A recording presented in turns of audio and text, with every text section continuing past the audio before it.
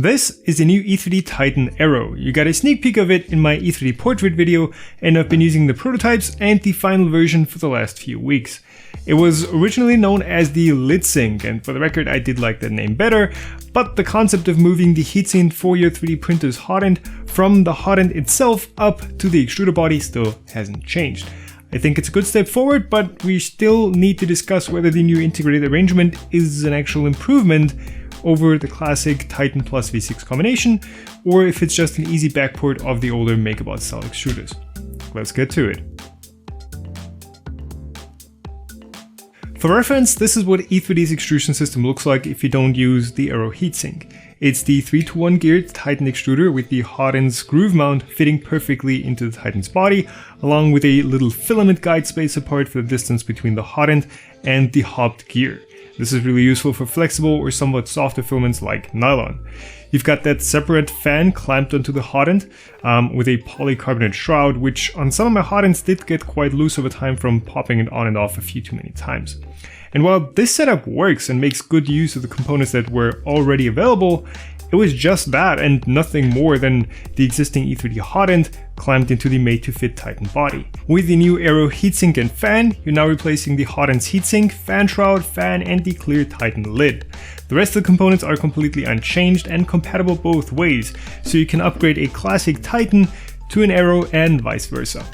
Overall, it actually makes the assembly about 11 grams heavier due to the larger heatsink and fan, but also 50mm shorter. While you won't be increasing your printer's usable print area with the Aero, your printer can still potentially gain up to 50mm in print height if your linear guides and Z-axis drive are long enough. On a Delta, that's usually not an issue and just results in extra usable print volume, but for a classic Cartesian machine, you'll need to check that you have enough space on the linear guides and spindles at the extreme positions. Usually it's okay and you'll simply end up with a longer usable Z-axis, but it's something to check for before taking the plunge. But that is not the only geometry change. There's this corner of the heatsink sticking out on the side that used to be flush with the Titan body, and that required me to change a few mounting parts. Granted, they were pretty tight anyways. And there's also the extra depth from the aluminum fins and the fan, so if you had, for example, a part cooling fan and fan duct mounted close to the Titan's lid, you will need to move it. I think it's a bit of a missed chance on E3D's side to not include a native part cooling fan to the full Titan Aero plus V6 package, which is already most parts of a 3D printer's toolhead in a box. But who knows, maybe we'll see like an official fan and printed fan shroud bundle sometime soon from E3D. And one more thing to note, since the Aero heatsink is now the equivalent of the V6's heatsink, its filament path geometry is now also specifically made for either 3 aka 2.85mm or 1.75mm filament, but as far as I know, the only thing that changed is this little hole in the aluminum piece between the filament guide in the Titan and the screwed in heat break. In the 1.75mm version, it's a 4mm through hole that gets lined with a bit of Teflon tube. In the 3mm one, it's just a plain, I believe, 3.2mm hole that gets no liner. Yes, they are physically different, but to be honest, I don't think using the larger 1.75mm version with the larger hole for 3mm filament is going to be an issue at all. The filament is extremely well constrained right as it leaves the filament guide, above it, and as it enters the heat break. This is the prototype Aero heatsink, by the way. So how well does it work in actual use? To be honest, there's just not much of a difference when you look at how well it prints. At its core, it's still the same extruder and hot end after all. Which doesn't mean that it's not performing well, quite the opposite, but aside from the much shorter filament path, let me pull those two up again, and maybe the slightly changed cooling performance, there's just nothing that would influence print quality. In theory, the shorter hot end should help with flexible filaments as they're going to see less friction in the filament path, and it should also make the assembly more stable as the Aero moves around, but unless you have a particularly flimsy mount or machine, or have your printer move at ludicrous speeds, it's probably not going to directly translate into nicer prints. Instead, I see the Aero as more of a comfort upgrade, I guess. as the logical next step in pushing filament through a tiny hole, even though the Aero is probably the largest change in concept E3D has ever attempted. The larger fan on the Aero is mounted much more securely than the old one clipped onto the standard V6 heatsink, so this new setup is never going to start rattling, and just having that larger fan means it won't have to work as hard for the same amount of airflow, so it's going to be less noisy for the same cooling performance. Though it doesn't guide air out of the heatsink quite in the same controlled fashion as the classic V6 does. The extra 50mm of usable print height are also nice, but again, you're most likely not going to see a difference in print quality. Still, having the hot ends heatsink on the extruder instead of having it as a separate piece just makes sense. But wait a second, haven't the MakerBot style MK7, 8, 10, etc. and their clone extruders always done that? Yes, they have. With the older MakerBot style extruders, the typical assembly has quite a substantial aluminum block with the hot ends heat break threaded in or clamped in. That block also serves as a mount, and then it has a standard flat heatsink attached to it.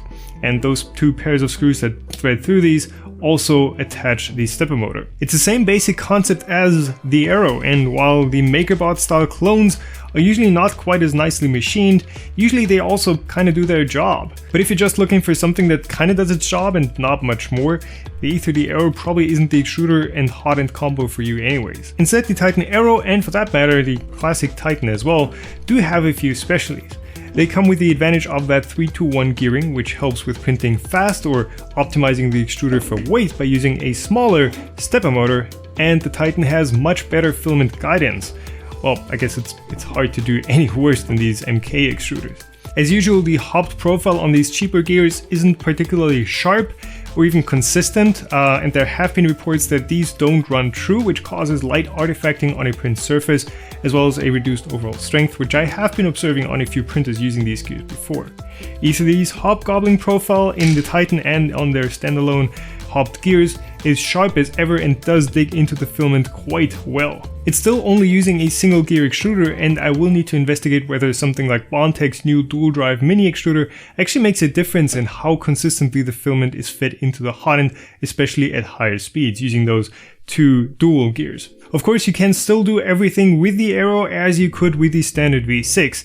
After all, it's the exact same setup from the heat break downwards. That means you can still drop in different nozzles like hardened, coated, or copper, tungsten, or stainless based ones, and use all the different sizes from a tiny 0.15mm one up to a 1.2mm with a volcano block. You can put a sock on it, upgrade it to different temperature sensor cartridges like the high temperature PT100 or thermocouple, and even on the extruder side you can swap out the mid-size stepper motor that it can add as an option to the kit to either the super light pancake types, these high resolution 0.9 degree motors, or a super beefy one if you want to print like really fast. And I've read on the RepRap forums that someone was complaining about not having a clear section where you can peek in and see how far you've tightened that idler spring. Yes, the Aero lid is obviously not transparent aluminum, though to be honest that would be pretty epic, but there's still that small window to the spring and the accompanying nut that lets you check out how tight you've set everything. So the Aero is available right now in about 24 different configurations. It's 90 British pounds for the full kit, and then you get various motor, voltage and diameter options. In total, it's about as expensive as buying a full V6 hot end and a regular Titan extruder. Alternatively, E3D are also offering upgrade kits for 32 British pounds, but I don't think it's necessary to upgrade your existing setup to the Aero unless you want the shorter assembly or need that edge with flexible filaments.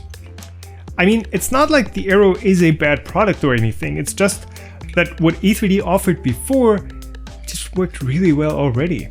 Still, if you're building a new 3D printer and have the option of using either the classic Titan plus V6.1 combo or the new Aero, it's an obvious choice for the Aero, I think. So there you go, that's the E3D Aero setup. If you want to grab one, there's a link in the video description below that will take you to the appropriate store for your region. If you found this review helpful, give it a thumbs up and get subscribed if you want to see more content like this. Also, bell notification and stuff, you know. Or if you want to directly support what I'm doing here, head over to Patreon to chip in $1 or $2 per month. So, thanks for watching, and I'll see you in the next one.